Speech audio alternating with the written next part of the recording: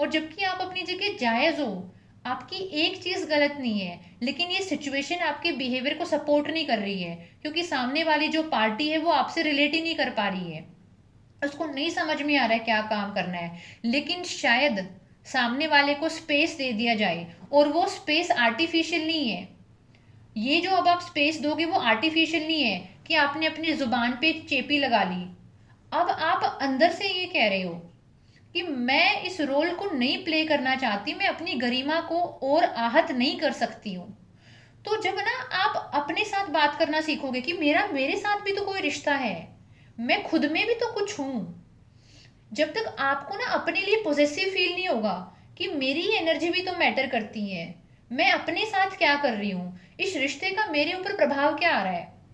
एक अच्छा रिश्ता वो होता है जो आपको अंदर से हल्का महसूस कराए, जो आपको अंदर से अपलिफ्टेड फील कराए।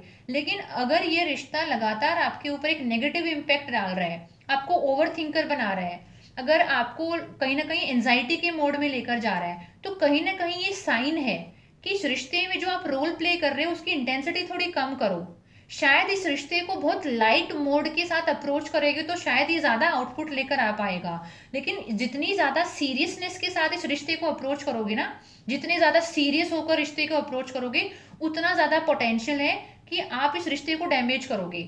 क्योंकि आप हर चीज़ पे फिर सामने वाले इंसान को लगेगा कि आप हर चीज़ पे क्वेश्चनिंग करते हो, हर चीज़ पे सही और गलत के डायमेंशन ले आते हो, या आप एंग्शियस क्यों हैं। जितना आपके रिश्तों को मैंने देखा, वो इंसान अपने आप में बहुत सेटल्ड है, वो अपने आप में बहुत रूटेड है, वो एक ऐसा हरा भरा बड़ा सा पेड़ है जिसकी गहरी गहरी जड़ें हैं। वो अपनी लाइफ में बहुत स्टेबल फील कर रहे हैं अपने आप को, और आप कहीं ना कहीं एक लता बन गई हो जो उस पेड़ के चारों तरफ लिपट गई है, अपना न्यूट्रिशन उस पेड़ से ले रही है। लेकिन आपके पास भी पोटेंशियल है अपने आप में एक हरा भरा पेड़ बनने का। और जब तक आप खुद में एक हरा भरा पेड़ नहीं बनोगी, यानी अपनी आइडेंटिटी अपने खुद से ट्रेस करना कि मैं ये हूँ और उसकी वाइफ होने का रोल प्ले कर रही हूँ, मेरा ये नाम है, मेरी इतनी उम्र है, मेरी इतनी क्वालिफिकेशन है, ये मेरे इंटरेस्ट हैं, ये मेरी लाइफ का गोल है जो मैं खुद के लिए करना चाहती हूँ। मैं सामने वाले की लाइफ में उसकी पार्टनर हूँ, उसकी वाइफ हूँ, और वाइफ होने के नाते ये जिम्मेदारियां और ये मेरे कर्तव्य हैं। जब तक आप है ना अपने आप को अपनी नज़र से नहीं देखोगे, फिलहाल आप अपने आप को सामने वाली की वाइफ की नज़र से देख रहे हो, आपने खुद को मार दिया है। आपने अपनी आइडेंटिटी को बहुत छोटा बना दिया। आपकी खुद की आइडेंटिटी इतनी है, और सामने वाले की जो आपकी वाइफ की आइडेंटिटी वो इतनी मोटी है, इतनी बड़ी है, इतनी सॉलिड है, और उस वाइफ को वो हस्बैंड का बिहेवियर है ना वो रिलेवेंट फील नहीं करा रहा है। तो उस वाइफ को अपना होना नाजायज सा लग रहा है कि मेरा कोई अस्तित्व नहीं है, क्या मेरी बातों का कोई मतलब नहीं है। और जब तक आप इस वाइफ के रोल में रहोगे ना, आपके दुख का कोई इलाज नहीं है। आपको वाइफ के रोल को आराम आराम से कम करना है और अपने इंडिविजुअलिटी को बढ़ाना है। इन साइकोलॉजी में या स्पिरिचुअलिटी में इस पूरे प्रोसेस को बोला जाता है इंडिविजुएशन। इंडिविजुएशन इसका मतलब होता है कि लाइफ एक बहुत बड़ा सर्कल है, भगवान ने सब लोगों को सेंटर दिया, सेंटर पे एक बहुत बड़ी कुर्सी बनाई और बोला ये कुर्सी तुम्हारी, तुमको इसके ऊपर बैठना है। अगर तुम इसके ऊपर नहीं बैठोगे और तुमने किसी और को भी बिठा दिया, तुम उसको भी हर्ट करोगे जिसको तुमने इस कुर्सी पे बिठाया, और तुम तो हर्ट हो गई होगी। क्योंकि जिस इंसान को तुम अपनी कुर्सी दोगे ना, तुम्हारे लिए वो इंसान एक्स्ट्रा स्पेशल बन जाएगा, और जो इंसान एक्स्ट्रा स्पेशल बन गया है उसके ऊपर जिम्मेदारियां भी ज्यादा आ जाएंगी आपको एक्स्ट्रा स्पेशल फील कराने की।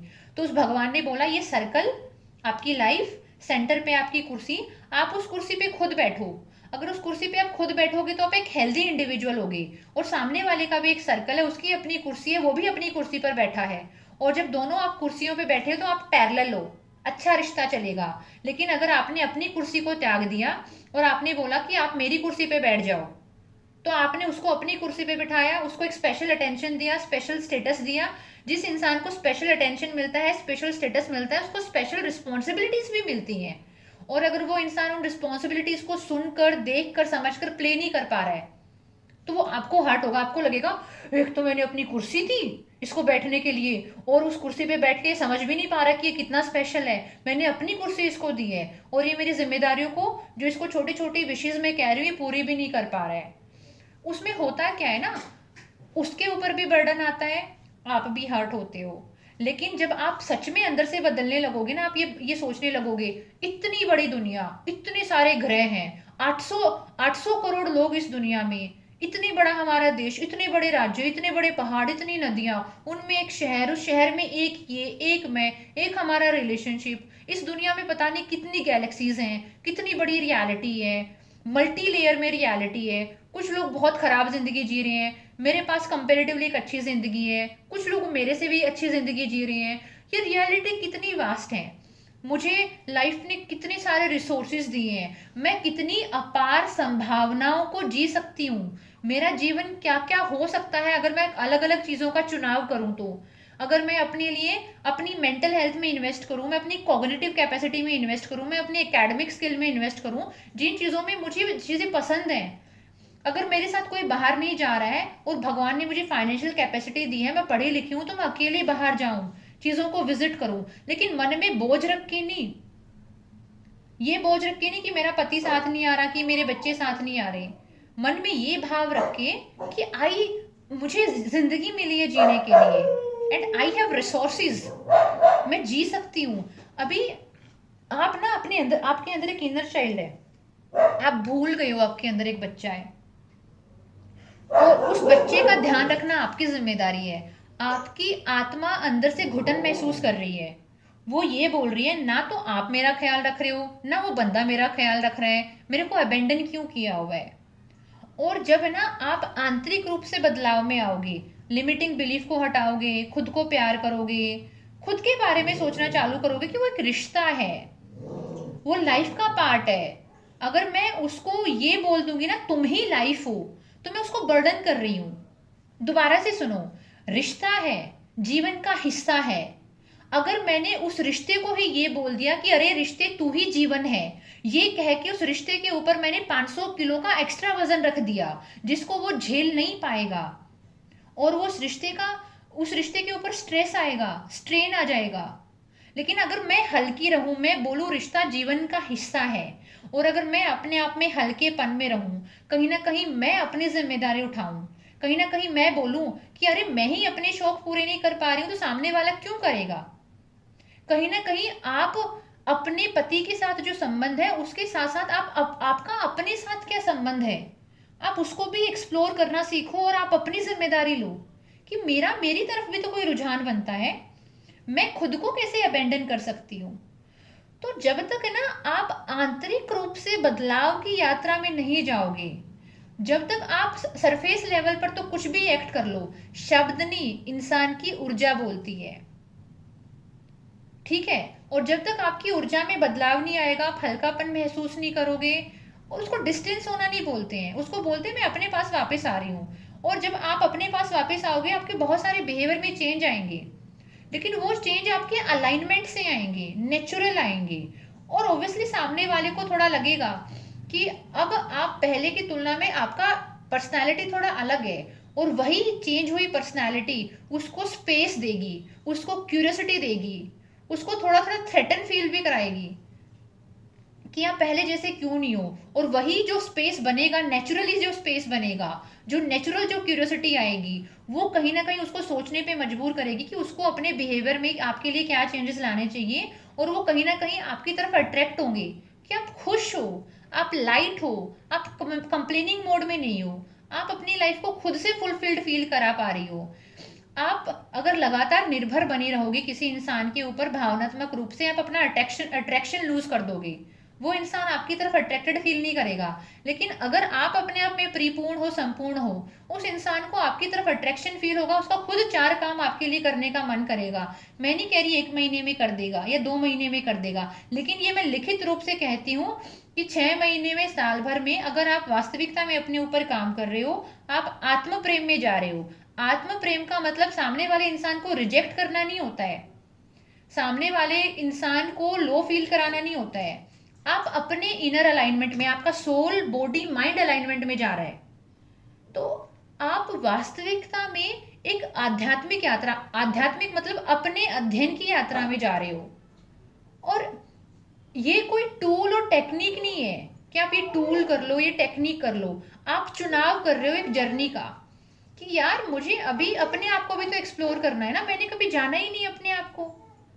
मैं या तो बेटी के रोल में रही, या पत्नी के रोल में रही, अब माँ के रोल में हूँ। मैं, मेरे साथ क्या संबंध है मेरा?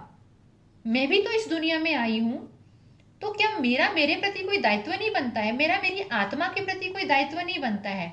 जब तक आपको ये रियल क्वेश्चन नहीं आएंगे, आपके अंदर रियल ट्रांसफॉर्मेशन नहीं आएगी। रियल ट्रांसफॉर्मेशन नहीं आएगी, आपकी एनर्जी में बदलाव नहीं आएगा। आपकी एनर्जी में बदलाव नहीं आएगा तो सामने वाले के इंसान की एनर्जी में, इमोशन में, एक्शन में बदलाव नहीं आएगा। और सामने वाले इंसान के बिहेवियर को बदलने के लिए अपनी आध्यात्मिक यात्रा शुरू मत करना। वो बहुत छोटा पर्पज़ है, ये एक बहुत बड़ी जर्नी है। और ये रीज़न बहुत छोटा है कि मेरे हस्बैंड का बिहेवियर बदल जाए इसलिए मैं किसी जर्नी में जाऊं, नहीं। वो जैसा है वैसा रहे, उसको जो शोभा दे रहा है वो करे। लेकिन मैं इस संसार में आया हुआ एक इंसान हूँ, और मेरा मेरे प्रति एक दायित्व बनता है।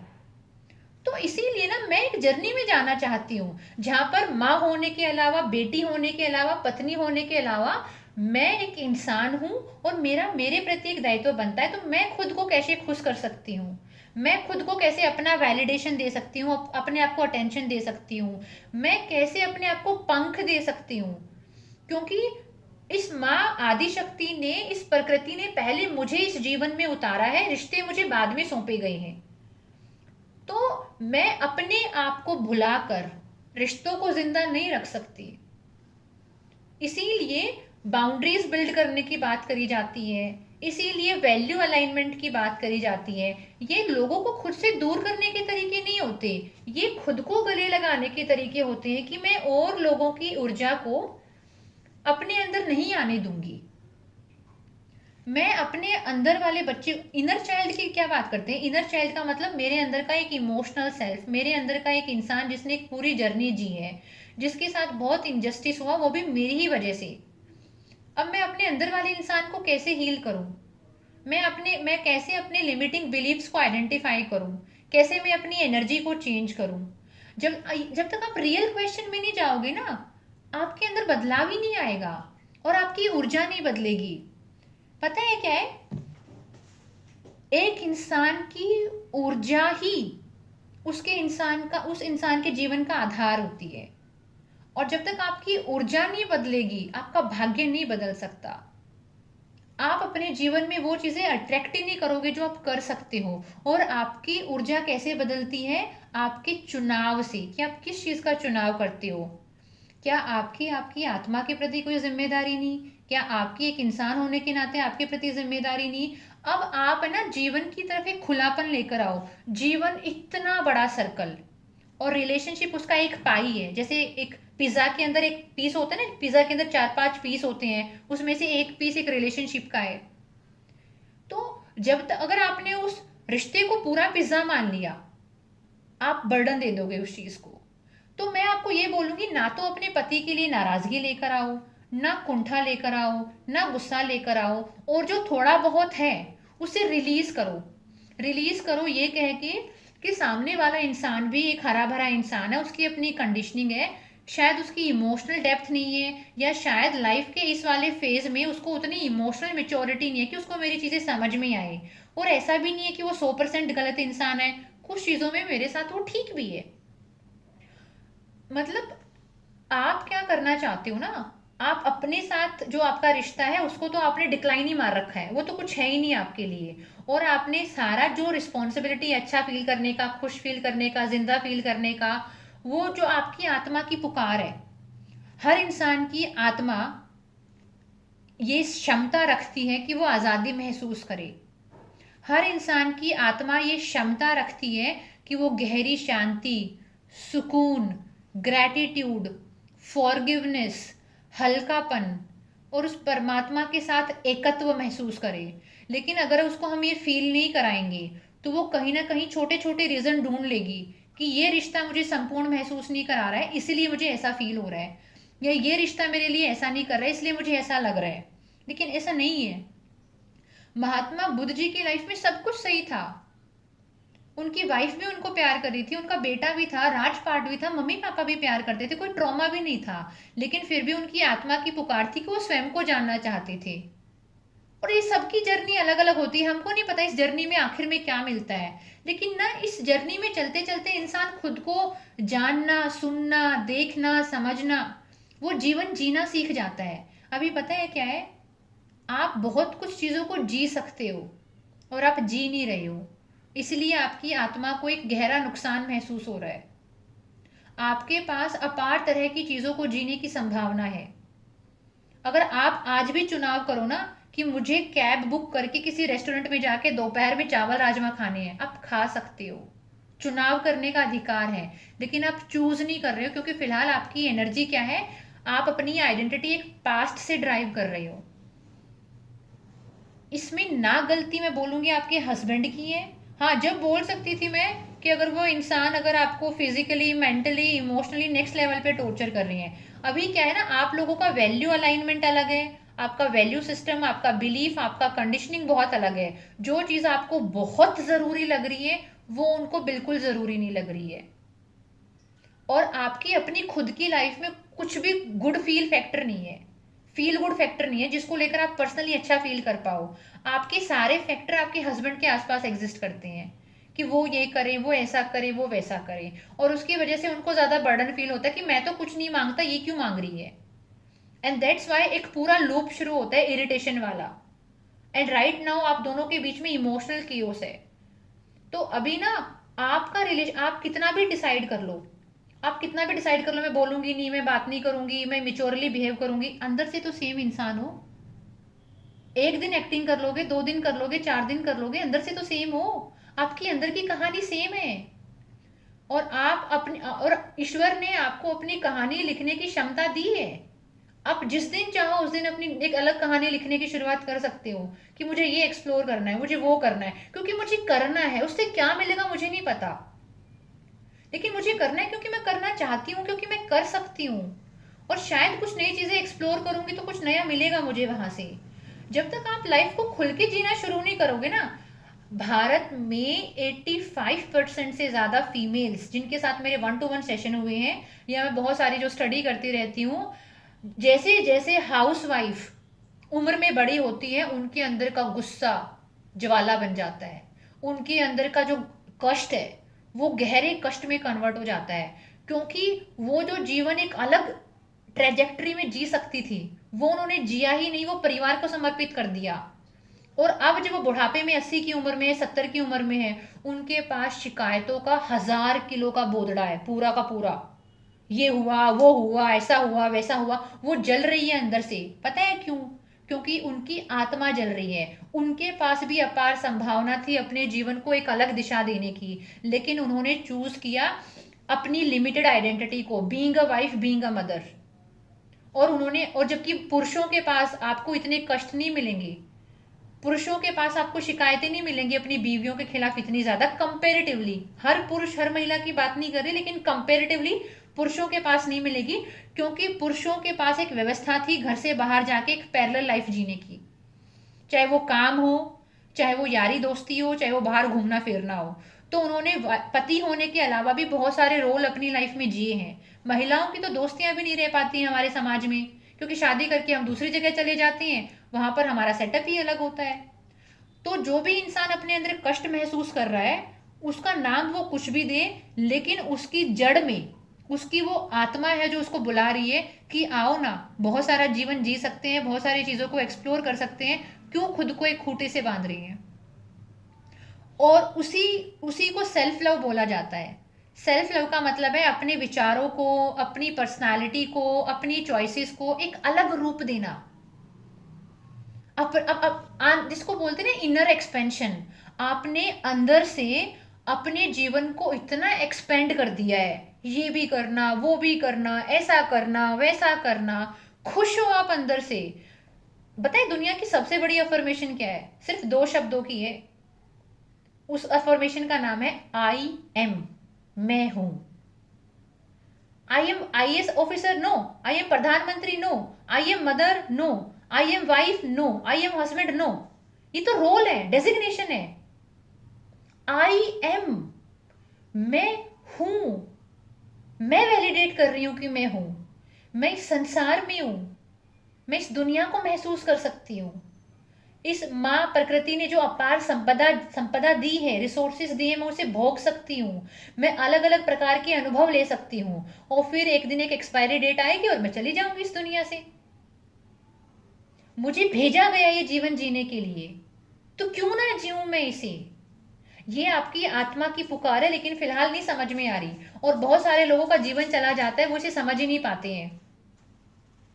सो दैट्स वाई मैं आपको बोलूंगी कि आप ना अपने आंतरिक दुनिया को बढ़ाओ, उसे एक्सपेंड करो। और उसे एक्सपेंड करने के बहुत सारे तरीके हैं, जो आप आराम आराम से हीलिंग सेशंस में रहते रहते समझोगे, और 1 महीना 2 महीना 3 महीना में रहते रहते आपकी ऐसी ऊर्जा कन्वर्ट होगी, फिर आप अपने तरीके ढूंढ लोगे।